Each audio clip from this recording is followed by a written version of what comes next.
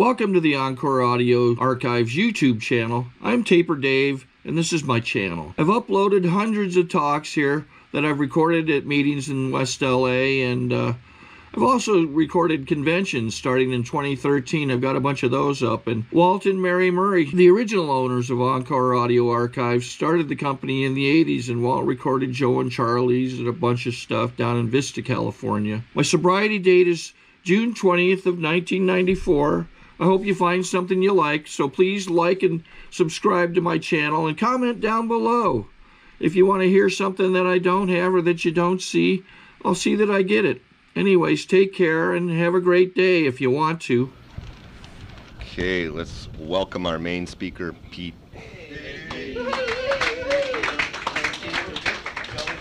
Thank you. That would be the day. Hey, nice to be here. Gosh, you know. Wow. I sat in the back before this is the most people I've ever spoken to here. I sat way in the back so no one would know I was speaking, and everybody stayed, and I fooled you all tonight. One time we had 2 injuries. Everybody was trying to get out the back door at the same time, and kind of got crunched in there. And Jim stayed. Jim brought me to my very first AA meeting, so you have him to blame. It was on April. It was a rainy night, and no, it was a dark and rainy night. It was April 2nd, 1983, and I was at my cousin Amy's house in Santa Monica, and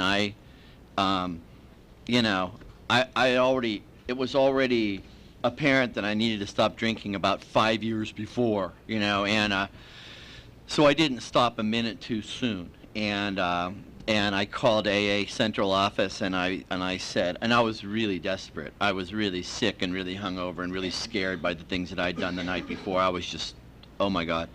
And didn't have anything. I was living on my cousin's floor, and because I was homeless in Santa Cruz before that, and so I called central office, and they said, we'll have someone call you back. I'm like, oh sure, right? I immediately popped open a Heineken, and then the phone rang. I was like, shit, so I already drank it, so I got up, and it was Jim, and he said, I understand you have a problem. Yep. And he said, would you like to go to a meeting? I said, I'll do anything. And he said, where do you live? I said, I live on 10th Street in Santa Monica. He said, well, me too, I'll be right over. And a little while later, he came over. I hurried up and had a second Heineken before he got there. And those are my last 2 beers. If I knew they were going to be my last 2 beers, I would have had 4 of them. And he brought me here to the Saturday night Gateway to Life workshop. And gosh, that was just over 20 years ago. And I was sitting about right where Joseph is sitting, and Pink Charlotte was the secretary, and I think she happened to be wearing pink that night, and she was so impressed that I stayed sober that she's worn pink ever since, and it made me very proud. And I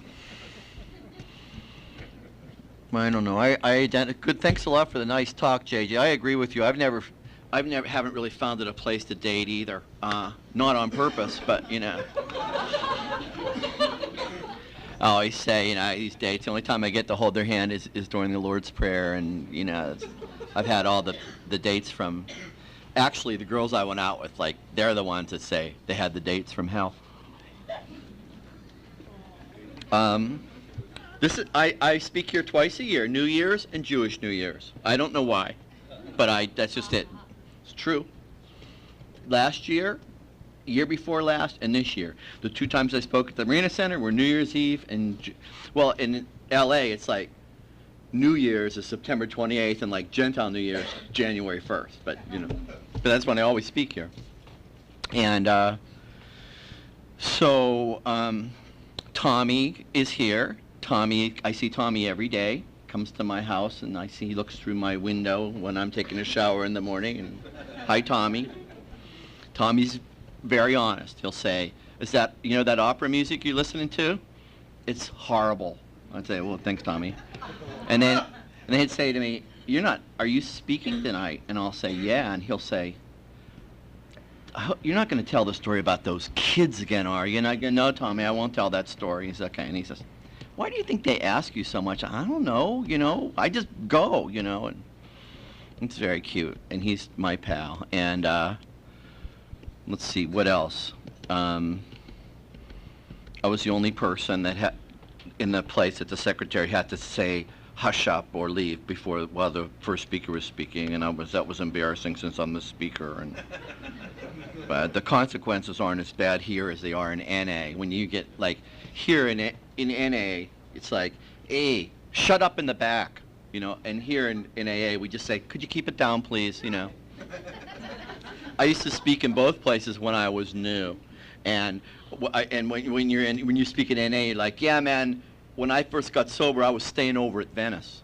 But when you're in AA, you say, well, when newly sober, I took a place at the shore, like that, It's just like the difference in the programs, I'm comfortable in each, So I was surfing the net tonight, and I came across, one of the things I came across was this new book about Bill Wilson, a biography. It's called Bill Wilson and His 11 Years of Depression. If that doesn't make you want to get sober, doesn't it? Talk about a program of attraction. Bill Wilson and His 11 Years of Depression by somebody. So, but I was looking, and it had Time Magazine had the most important 100 people who ever lived in the world, and they had him like number 4 or something. And it's just talk about life being a series of random occurrences, or maybe not. But if he wasn't born in November of 1895 up in East Dorset, Vermont, none of us would be in this room tonight. Just an interesting observation I made. I guess it's not exactly profound, but it's like my friend Barry, when I had these epiphanies, always said, yeah, and if your aunt had wheels, she'd be a bus, but I mean, I thought it was kind of, important. And I was thinking about John Brill, who had Brill's Auto Parts next door, and who really created this building for meetings, and if he hadn't have done that, we'd all be at, God knows where, Pacific Group or something tonight, So, yeah, Is this like the United Nations? It's like, как поживаешь? I'm speaking and he's hearing, как поживаешь, спасибо, хорошо. Good evening, how are you? Good morning, how are you? Who's your sponsor and what does he do? I have a messenger service, and we're the messenger service for the Schwarzenegger for governor campaign. He goes, good morning, how are you? Fine. What's the difference between the rush and the regular? Well, the rush is right away, and the regular as far as, give me the regular.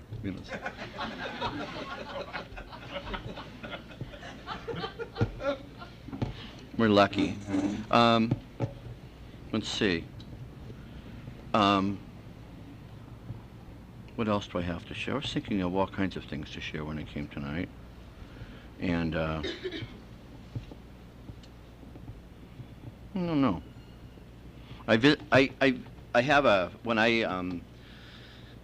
When I lived at the Clare Foundation, I had like a year of sobriety. I couldn't afford to go to a doctor, but I was sick, and I met a guy at a meeting. And he said, my dad's a doctor, and he's a great doctor. He's over at Cedars, and he's like a prominent cardiologist and internist, and just tell him that you're my friend, and he won't charge you anything. So I went over, and he was my doctor for years, and he is just wonderful, brilliant, and wonderful. And he and his wife used to have me to dinner every Wednesday night, and then after he retired, they would have me to dinner every Wednesday night, which is very sweet. And then he started to get absent-minded, and I'd go over and he'd say, Pete, are you still getting those extra heartbeats? And I'd say, yeah. And then he'd say, well, let me go up and get my stethoscope.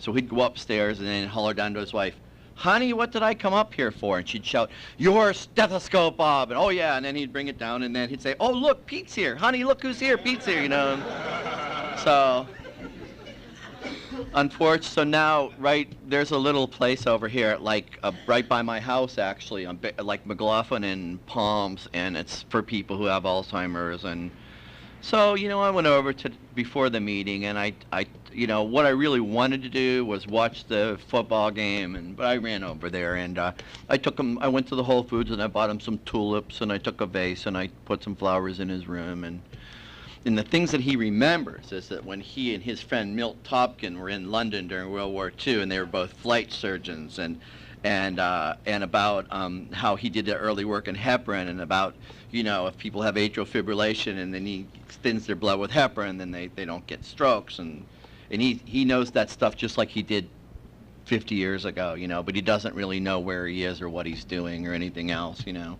And he never knows who I am. Like I go and every day I go and I say, I'm Pete. You used to be my doctor, and you were a wonderful doctor, and you didn't charge me anything, and then we became friends, and I used to come to your house every week, and, you know, now you're in this place, and, you know, and then he's like, oh, then he's really with it, you know, and but after an hour later, he has no memory that I went. But, you know, when I left there, I felt so much better, because that's the kind of stuff that I learned to do in this program, and I love to do in this program. Like when I was newer, I always had a lot of when I had 9 months sobriety, Jim will tell you, I always had a newcomer with me, and they were about as willing as Charles Manson, you know. They were just, you know, I'd keep some guy in my house, and in a year and a half, he'd go from 120 milligrams of methadone to 90 milligrams of methadone, you know. The guy had no intention of, you know what I'm saying, just a place to stay, you know, and I'd be like, I know he's getting it, you know, and I just, you know, I'd get people out of bars, you know. Oh man, I remember one time we had to. I was with my sponsor then was I caused Ronnie Weber to become physically ill by him being my sponsor, so he had to turn me over to a higher authority, Howard P. And but I was with him and my friend Mikey Barron, and we were taking this guy, Chris, we called him Chris the Cane, because he always used a cane. He didn't need the cane at all, but he was just a big scam, and so we're taking him over to. We know that Beverly Glen Hospital, in order to look good, kept a free bed. They give one free bed away every month in their detox. So so we were going over. We knew everybody over there. We're going to take him over there, right? So we've got him in the back seat. He's like, oh no. He said, you know, I'll never make it. I'm trembling. I'll never make it. So I stopped at a liquor store and I got him a pint of vodka. So give him the pint of vodka. We're going down Pico Boulevard East, you know.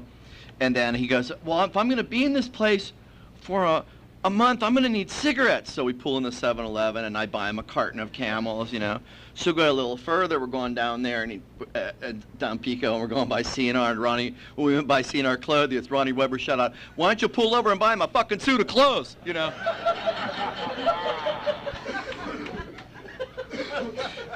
So we got over there, you know, and we knew the guy, Dr. Johnson, and every time he'd see us, he'd just turn his head like that.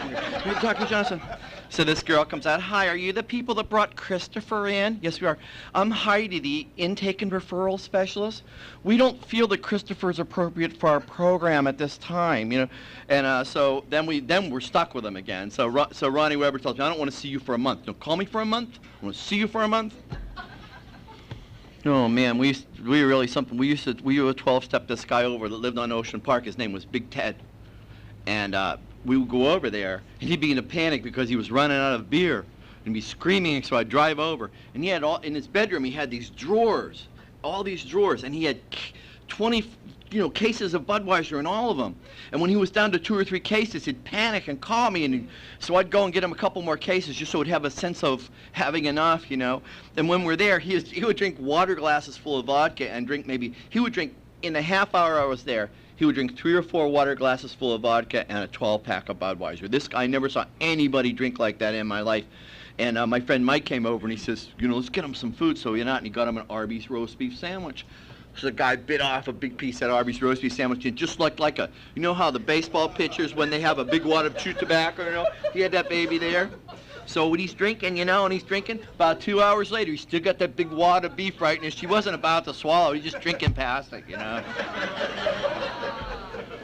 So when there are all kinds of stories about when Ted died, about the number of beer cans that he was laying amidst, but it was just incredible. He had some time. I used to bring him here. He'd get a year at a time, but I never saw anybody drink like that in my life. So his dad asked me if I would say something at his funeral when they buried him over at the VA cemetery. I didn't know what, I didn't really know what to say. Just said, man, could he ever drink, But he was a very gentle, nice person, so I said that, and I don't know. They were talking about Joe and Charlie, and I used to be, I think the longer we're here, the less dogmatic, at least for me, the less dogmatic I become, and you'd think it would be the reverse, but I was like a bleeding deacon when I had 30 days, and now I'm like, whatever, every road leads to Rome, and steps, schmeps, and I don't know why, but I've just learned, I just think that, minding your own business is one of the most wonderful things that we can do in sobriety. My sponsor, Howard, he really helps me a lot. Howard tells me that when I was drinking, I couldn't stop drinking, and I was powerless, just completely powerless.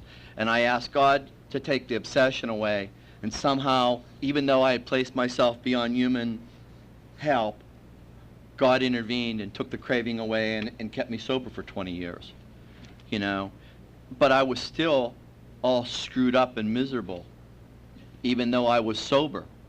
And it turned out that maybe the alcohol wasn't the only problem, and the book says our drinking is just a symptom.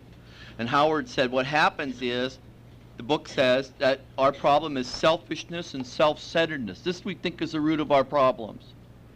Well, I'm not selfish.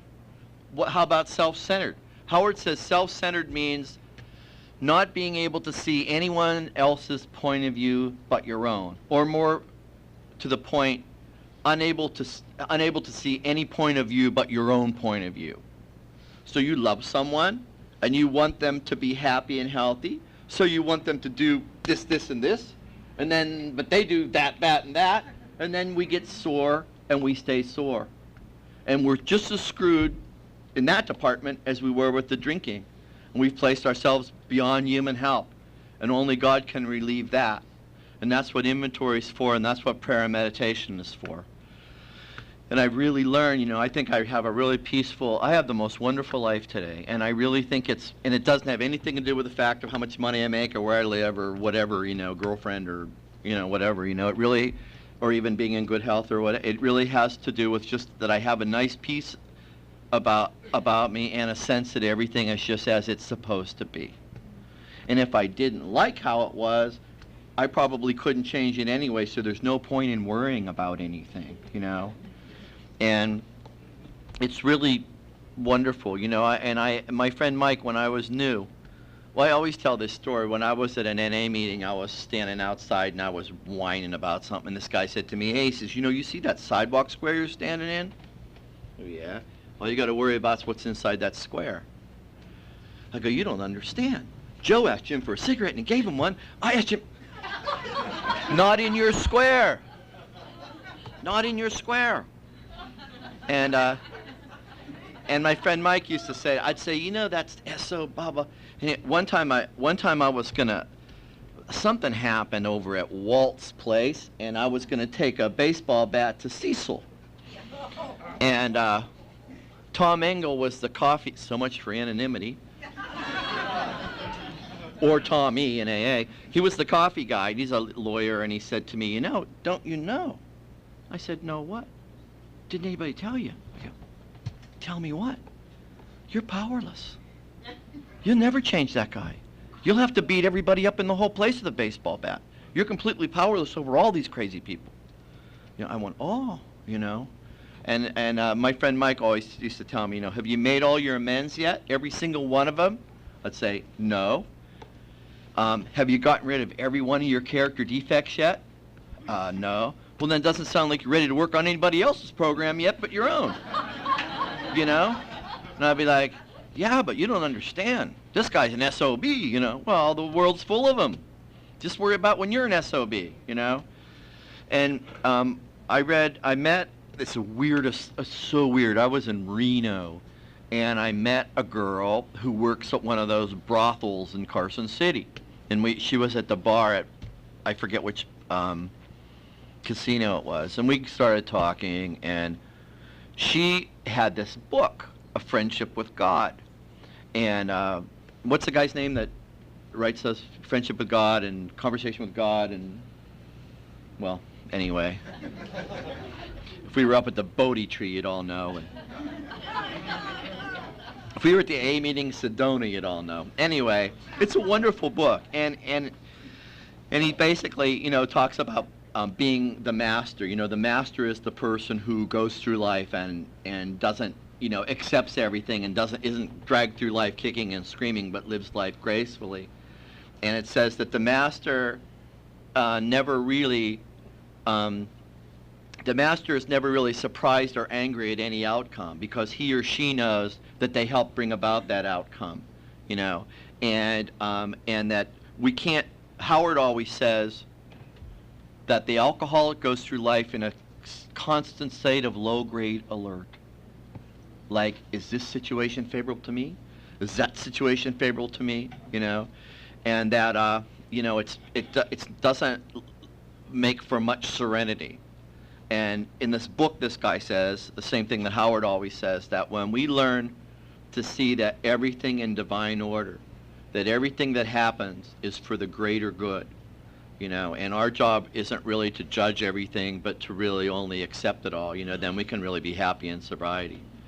And when I link or make my sense of well-being dependent upon something someone does, like if I can't make her be in love with me, or if I can't make her see how good I am, or if I can't make her like me more than she likes Joseph, you know, well, I just can't be happy.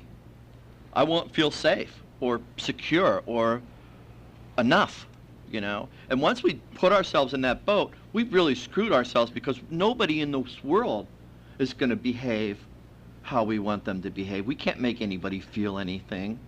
You know, we just have to rely on God. And that's the big lesson that I've learned in our program. You know, I just have to rely on God. And I have to take life a day at a time, and I have to take everything that comes my way and say, hey, you know, because it's like when a person, it's like if you've ever been really sick and you had a terrible pain in your chest and you think, oh, maybe I'm having a heart attack, and you're all panicky and anxious, and then it passes and it wasn't anything, and then a couple days later someone says, weren't you really sick? Nah, nothing, you know. Or like you have a terrible headache and you think you're having a stroke or something, and you're like, oh my God, what am I going to do? And then a couple people, weren't you sick? Nah, nothing, you know. Because when you're in it, you're miserable and scared, but when it passes, it passes. And I think the mind works in such a way that we excise the bad, or otherwise we'd all be crazy, you know. So I don't really remember what it was like when I was sleeping outside in Santa Cruz and had the most pitiful and incomprehensible demoralization of all time. I can't close my eyes and remember what it was like. I can't. I remember when I lived in Palo Alto or Menlo Park, and I was sleeping on a sofa in some guy's backyard, and I'd just be in the rain all night if it rained. Sorry to interrupt your viewing. Taper Dave here. Just wanted to take a second to ask you to like and subscribe to my channel. Let me know if you like what you're listening. I've got some very good talks here, and this one's a great one. Just curious, do you think this is better than Zoom? Tell me what you think. And I would go to Pete's Coffee and get a coffee, and then I would go over and sit in the park bench, and it would be cold, and I'd be sitting there, and I didn't have a place to live, a job, a friend, a car, a dollar, anything. And I have a quarter, and I go over to the payphone. Well, like in those days, it was only like a dime probably. And but I didn't have anybody to call. You know, just completely lost. But I can't really close my eyes and remember how miserable that was. You know, and so I mean, I go through my life every day, and it just occurred to me when I was on the way down here that if Bill Wilson wasn't born on that November day in 1895, that I wonder where I would be. You know, when Howard meditates in the morning, he says to himself, the steps of Alcoholics Anonymous are the salvation of the goodness in my life. The steps of Alcoholics Anonymous are the salvation of the goodness in my life. And boy, he was really right, you know. Howard tells me that when I was, that I don't have to worry about anything, and that the universe will provide everything that I need. That I didn't need for my mom to meet my dad. I didn't need for them to be attracted to each other. I didn't need for them, they didn't need me to help them have sex. They didn't need me to help the sperm find the egg. They didn't need me to, you know, I didn't have to do anything but just hang around the birth canal till I came out, you know. I didn't have to do anything when I was little. I was given all the food and everything. And to this very day, I'm still being taken care of. The universe knows what I need, and I'll always get what I require. And I don't have any reason to have any self-centered fear. That I'm always going to be taken care of. That all I have to do is just do what's put in front of me, and do it as lovingly as I can, and the best that I can, and every good thing will come to me. But when I start getting, and because I'm operating with faith, but when I operate out of fear and I'm like, oh, I think I'm not going to get something I'm supposed to get, I'm going to lose something that I have, then I'm just screwed, you know. And that's, you know, my other lesson in AA. And I, you know, like I really, oh man, I have been through a lot of stuff in sobriety. I've lost a lot of friends. You know, when you get, I mean, I'm only 55 years old. It's not like I'm 80 or something, but I think of the 20 people who I love the most in this world and who love me the most are all gone, you know, and just accidents and illness and our disease, and like Kenny, little Kenny that used to work for my company and used to sleep out back here that everybody remembered. He died on my front lawn. And yeah, little Chris, God bless him. And Big John Morrison, and my friend Art.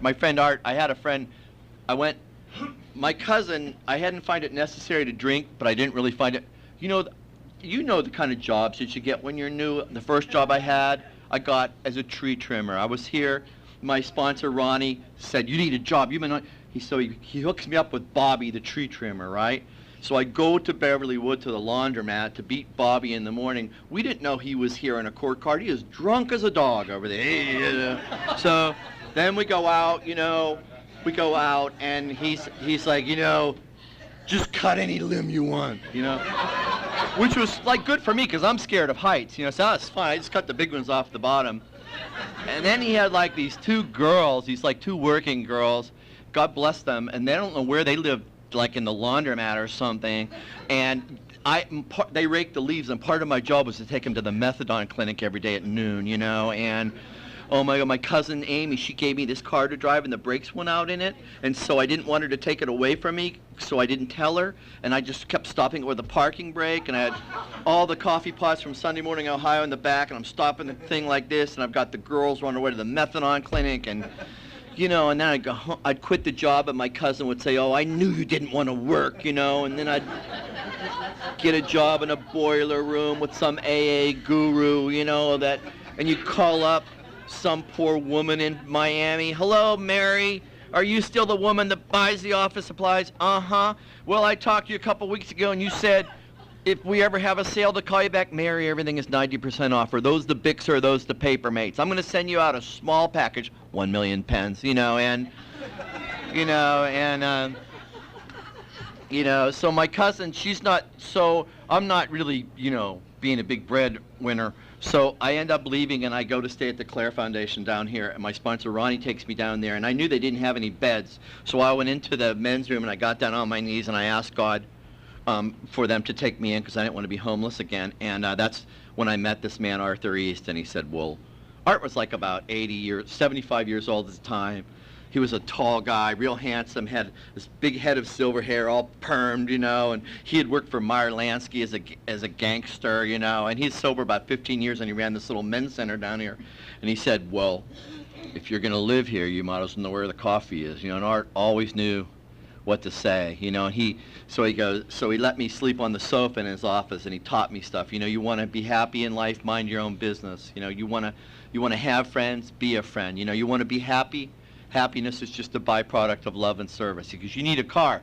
He gave me his mother-in-law's old car. He goes, you need a job. He got me a job working in a liquor store, you know. And he goes, you need a better job. He got me a job in charge of public relations for Claire Foundation. I remember I got this mayor's commendation once for CPR or something, and Art was so proud of me, you know. He was just really wonderful. So he was in I wanted to be like Art, so I rented this house down in Hawthorne, and I took all these newcomers in, and they burglarized the neighbors, and they caught the place on fire, and they tried to kill themselves, and I'd take them over to Robert Kennedy Hospital, and they'd make me belts, you know, and oh my God, you know, and but I stayed sober, and Art was in Santa Monica Hospital. He was in pretty bad shape, and I'd go and see him, and he'd say, "You need to come. The nurses, they don't know how to fix my pillows."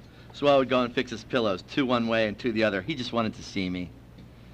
And on the day that he died, I was there, and Kenny, the little street drunk that died on my front lawn, was there, and we were with Art when he died, and he said, "You know, Pete, you're my best friend." That's pretty good, you know. It's about as good as it gets around here. And I'll tell you 2 other really quick stories. There was this guy named Bernie Lyons, who was a lawyer, and he was a merger and acquisitions lawyer, and he is just a wonderful man. And he's the one that used to take me to the opera when his wife was in Italy or something, and I really loved going with him, and he's just wonderful. And anyway, he died, and it was sad. And his son's a doctor in Boston, and one day I got a letter, and it was a letter, and he said, "I was going through my dad's things, and I found his opera tickets. And I know he would have wanted you to have them." And he said, "You go and enjoy," and he'll be sitting there with you, probably singing, you know. And so they're in the front row down to Dorothy Chandler. So I still have them. Every year I renew them, and I'm like right in the front row, right behind the conductor. And I'd like night before last, I saw The Damnation of Faust, and I could have just, you know, goose Placido Domingo if I wanted while he was conducting, you know. And it was just great, you know. And that was so sweet. And then I had this. Oh man, I have a friend named Charlie who died of our disease. I was his sponsor, and he didn't stay sober, but I loved him just as much as if he would have. And I never had a credit card, you know, and I always I want to rent skis or get a hotel room, and I didn't have a credit card. And one day on my birthday, I opened up a card, and there was this American Express gold card with my name on it, and he wrote, "Donna and I love you, enjoy, Charlie." They had like a $20,000 limit on it, you know. And you know, I've just been so lucky to have so many nice friends. And once I was here at a meeting, and I was like sitting right where Monica is, and there was this guy speaking, and he gave this great talk, like one of the best AA talks I ever heard. And then he says, I got diagnosed with lung cancer. They said I'm only going to live 4 or 5 months, you know, just like, wow, you know. And then, so I gave him my card, and I said, "If you ever need me for anything, you let me know." And sure enough, a couple weeks later, he needed to borrow a couple $100 or something, and I became friends, and I started doing stuff for him. Well, he ended up in the VA hospital, and I went over to the VA hospital to see him, and there were like 4 other guys there, and they had the same relationship that I had with, his name was Terry Hart, and they were all, so every night we would go to the VA hospital. Terry would not eat the food, so we would take him Subway sandwiches, and we would just sit around his bed, and when I spoke, I used to speak a lot, I don't anymore, just on New Year's and Jewish New Year's, and so he would go with me when I would speak and wear his pajamas, you know, and he was just really wonderful. And I remember toward the end, he was so full of morphine, and it was like we were trying to give him he couldn't couldn't stand up to pee in the toilets. We like took him into the shower, and the nurses came in, and Greg Brown had his one leg, and Rick Girding had his other leg, and Bernie, my friend that died that I loved so much, he was holding him, and you know, and all the nurse saw was like these 4 guys holding this naked guy, and all the security guards came up with their guns and everything and took us all outside. And so when Terry died, we took his ashes up to San Lorenzo, where we have the retreats, and there were like all these, you know, brother Peter and brother Jared, and these were like all the big guys in the Franciscan. Like, you know, Brother Peter's now like the grand whatever it's called of the Capuchins, and, you know, these are like the big guys in the church, right? And they all loved Terry. And they all had on their brown robes and their rope belts, you know, and we're all walking up through this field of grass up this big hill, and the grass is about this high. And there was this woman that does the cooking there who loved Terry. She had some flowers. I had a picture of Terry. Ricky had Terry's ashes. Father Peter had the massive Christian burial, and a whole bunch of dogs, retrievers and shepherds, were all going up this steep hill up to the top where all the priests are buried, all through the high grass to the top of the hill. And I could just see it, you know, the priest robes sort of flapping in the wind, and the dogs you know, loping through the grass, and we got to the top, and Brother Peter said, you know, he said, we priests, we need inspiration too. And he said, you know, I watched the way you guys took care of Terry, and it gave me the inspiration to be a good priest for another year, you know. And those are all the kinds of experiences that we get to have here, you know. And when I was new, everybody goes, oh, it's an inside job and blah, blah, blah, you know, and finding the right girlfriend's never going to make you happy, and making lots of money is never going to make you happy. I'm like, oh, sure, I know that, but I really didn't believe that, you know. And now I've been around 20 years, and I've made all the mistakes that anybody could make, and I've been on the wrong track as much as anybody in the world, you know. And I really finally found some peace. You know, when I used to, oh my God, I used to just get a broken heart every year, you know, and I would have to seek, you know, I went and found Jack, you know, and Jack takes me to the crest house, and he throws this coin down, and it says, to thine own self be true, and he says, you wouldn't know what that meant if I read it to you, you know. And here I am, I'm like, how dare, you know, just as I've been kissing everybody's ass, I know, since I got sober, and I've never done anything for myself, how dare he say that about me, you know. And boy, nothing was more true, you know what I mean. I've just had to find, you know, I've learned so much about myself. It's just been a really wonderful journey. And you know, we might not always remember every day, or we may not always feel so grateful or so happy, but boy, I'll tell you, we're the luckiest and most blessed people in the world. I'm not like a rah-rah AA person. I'm like a recovered guru. I used to have like 10 guys I sponsored and make them come to my house every Wednesday night, and then one night I just told them, look, I don't know anything, you don't have to come back, you know. And we were all relieved, you know. And you know, I'm just like I go to the men's stag at Roxbury on Wednesday night and just, you know, make fun of everybody, you know. I don't know what's wrong with me. I just don't, you know, I'm really grateful for my sobriety, you know, and I love the nice friends I have in my life today, you know, and that's like gold to me, to be healthy enough to play tennis and ride my bike and go to Lake. I have a little puppy named Gus. I went to Sister Ada, called me from Women in Recovery. Remember? Yes, Sister, remember. And she's like, you know, we'd like you to come, and you know, we're going to honor Jamie Lee Curtis, and you can sit at the table with me. And so, you know, Tony Hopkins used to always say that Sister Ada didn't kiss a Bologna stone, she swallowed it, you know. And so I'm like, how do you say no to her, you know? So I went over, and she has these little houses in Venice where she helps. It's women's recovery homes. And they had this dinner, and we honored Jamie Lee Curtis, and you pay $200, and, you know, you eat rubber chicken. And so they had this auction at the end, and they auctioned off Laker tickets and Dodger tickets and all this stuff, and I was sort of halfway sleeping through it. And then they brought this 7-week-old purebred yellow Labrador puppy around, and I was like, oh, you know. And I don't, you know what? They could have said 10,000, 11,000. I wanted that dog, you know. And I was really lucky. I got the bidding started at 1,000, and some guy said 11, and I said 12, and that was it, you know. So I was really lucky. And his name is Gus, and he's, oh my God, he's my heart, you know. He sleeps on my bed with me every night, and I don't know. I'm just so grateful for all the. I know these boys, and they're sort of in trouble, and they don't have a dad or anything right now, and I took them up to Lake Tahoe, and I rented this big house, and we went jet skiing and boating, and I had Gus had on his little life jacket and his goggles. We call them doggles. He has little goggles on, and you know, I just have the best life today, you know. And next year I'm gonna go. I'm going to Italy next year to see a bunch of operas again, and I'm so excited, and you know, and I just. You know, I'm not worried about not having. You know, my messenger service has not made a penny for 15 years. It failed many times. I'm going to shut up in a minute. And people would say, Pete, all the checks you wrote bounced and everybody quit. I go, yeah, that's bad. Yeah, Pete, that's bad. Oh, we'll do better tomorrow. I would never accept the fact. Aber used to work for my company. It's a nightmare. So did Derek, and so did Joseph. And I mean, it was a nightmare, you know. And this year, we're going to make like $500,000, which is a lot more than breaking even, which we did for the first 15 years. However, my drivers are independent contractors, and the ADD set up a big audit. And if they think they're employees, I'll be going back to breaking even again, you know. So, and I thought if that ever happened to me, I would be terrified, you know. And you know what? I could just give a shit, you know, because if I'm not supposed to have this company, I'll do something else for a living. And you know, I'm a good writer and teacher and speaker, and I'd like to help people, you know.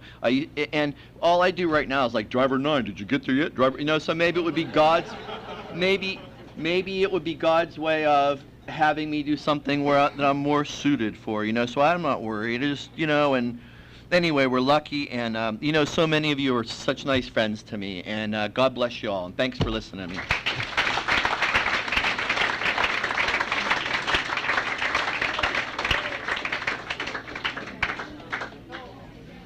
I think we got a great talk going on here. Thanks for watching the channel. Taper Dave here. Just curious, do you think this is better than Zoom? Okay, this is how I prepare my drone for launching.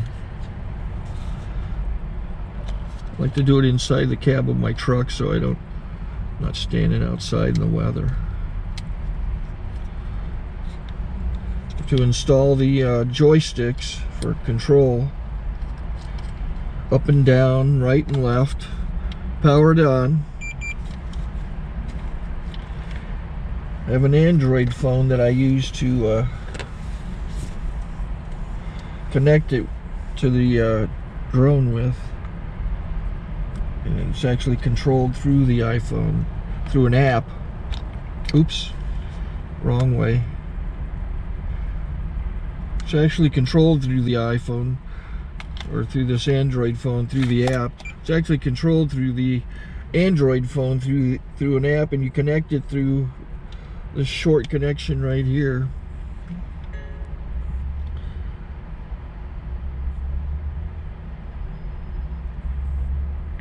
Remote control connected. Remote control's connected. So I pull out the drone. I have to extend the legs. Long legs extended first, then the short legs. Remove the gimbal protector. Set that aside, then power it on one short burst, then one long burst. I lay it down. So I have to go to calibrate. So the drone's not connected yet. It shows you here as this drone gets disconnected, even though the remote's powered on. So the drone has to establish it's connected. So I go into the app to calibration mode. First I'll calibrate the remote controller. Start calibration. Out, in, oop, out, in, up, down, and then this little wheel is to control the gimbal. So it's calibrated. Go to gimbal calibration, start calibration, and then it calibrates the gimbal. I don't know if that shows up. The gimbal's moving all over the place. Changes, you can see it on the video. And I'm calibrated to take off. It's acquired 7 satellites at the moment. There are 26 satellites up in the sky, which it has to acquire before you can take off. So it's connected. It's got enough satellites. This is white. I can go to press this little arrow button, swipe right to take off, and it would start the motors if I slid this to the right. But I'll wait till I get outside. Don't want to do it inside.